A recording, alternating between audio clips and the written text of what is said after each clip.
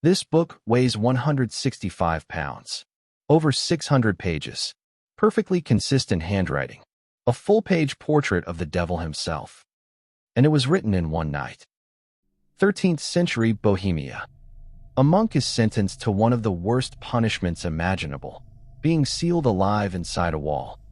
Right before the sentence was carried out, he made a desperate claim. Give him one night, and he would create a book unlike anything the world had ever seen. A book containing all human knowledge. Everything. History, religion, medicine, science. One night. That's all he asked. The story begins in medieval Bohemia, sometime in the 13th century. A monk called Herman the Recluse was accused of breaking his monastic vows. Herman was found guilty of serious crimes against God. We're talking serious offenses, the kind that got you sentenced to something extreme. His punishment? To be sealed alive inside a wall. Yeah, not exactly a slap on the wrist. As the sentence was about to be carried out, Herman made a desperate offer. He claimed that if he were spared until morning, he would create a book that would bring eternal glory to the monastery. Not just any book. A book containing all human knowledge. History, religion, science, medicine, everything. There's just one problem. A project like that would normally take decades, maybe 20 to 30 years. Herman had one night. So either this guy had the fastest handwriting in human history, or something very strange happened in that room.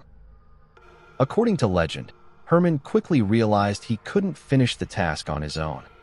He had been praying to God for help and forgiveness, but he received neither. His sins were extreme. God wasn't listening. Desperate, he made a different kind of prayer. Herman decided to pray to Satan. To be kept alive, he offered everything in return.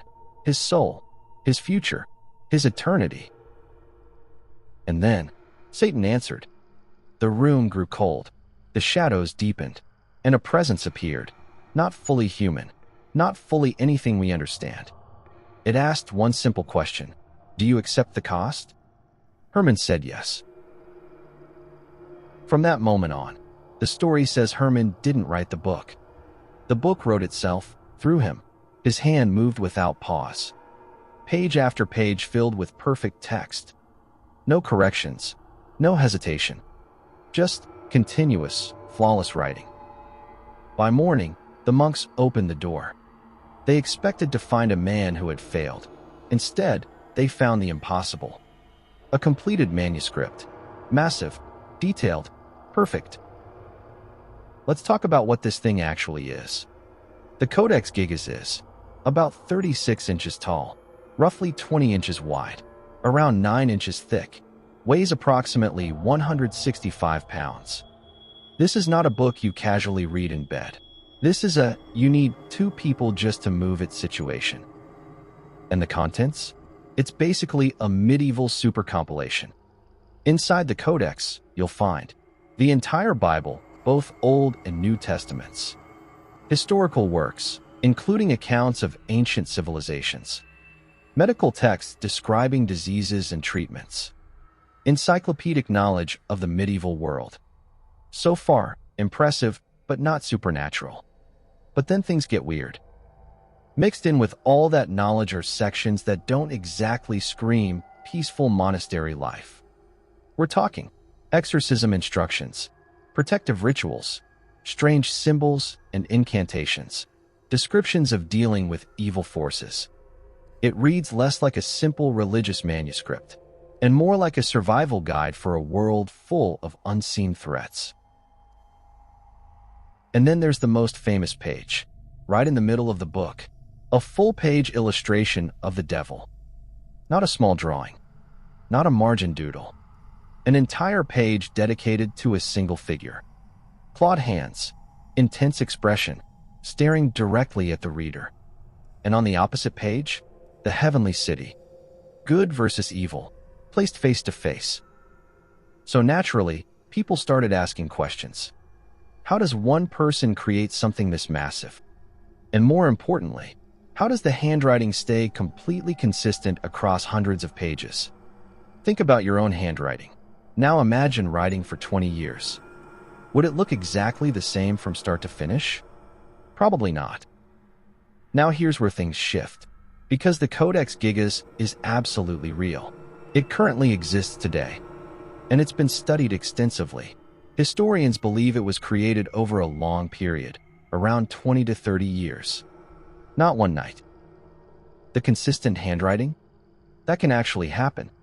If a single scribe works slowly, carefully, and methodically, maintaining a disciplined style. No rushing, no panic, just repetition and control. In other words, the opposite of writing under extreme pressure. But here's something that still doesn't have a clear answer. Several pages are missing from the codex. Carefully removed. Not torn randomly. Deliberately cut out. And no one knows exactly what was on them. Of course, that's where the theories come in. Some say those pages contain forbidden knowledge. Others claim they held rituals too dangerous to preserve. And yeah, some believe they described how to actually summon something.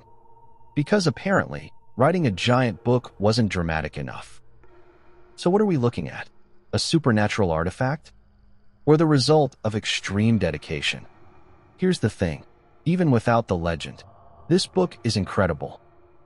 A single person spending decades creating something this massive, this detailed, this precise.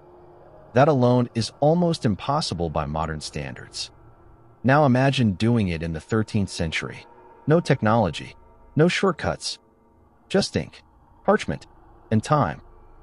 So maybe the true story isn't about a deal with the devil. Maybe it's about something just as powerful. Obsession, discipline, persistence. Or maybe, just maybe, there's still something about this book we don't fully understand. Because sometimes, the truth is stranger than the legend. And sometimes, the legend exists for a reason. Thanks for watching. Stay curious. I'll see you next time. Peace.